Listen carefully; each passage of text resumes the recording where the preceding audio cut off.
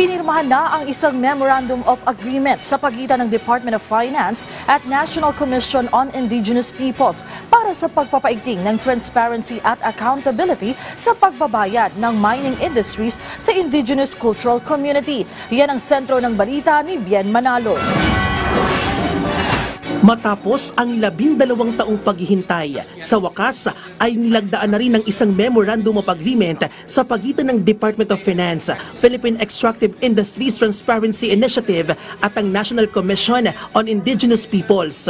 Layunin ng kasunduan na paigtingin ang transparency at accountability sa pagbabayad ng mining companies sa mga indigenous cultural community at masiguro na sumusunod sila sa royalty agreements. Hindi lang ito tungkol sa batas, tungkol ito sa respeto. This initiative will help ensure that payments we make are properly recorded and monitored.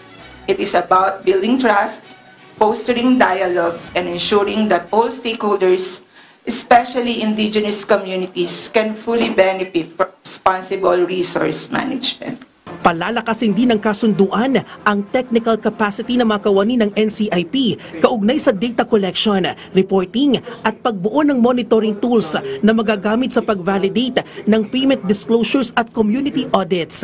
Nakikipag-ugnayan na rin ng ahensya sa iba pang sangay ng gobyerno, pribadong sektor at civil societies na magpapataas pa sa revenue at magsusulong ng sustainability. Through this collaboration, we seek to address these challenges by establishing a robust data sharing mechanism that ensures complete and accurate disclosure of IP-related payments.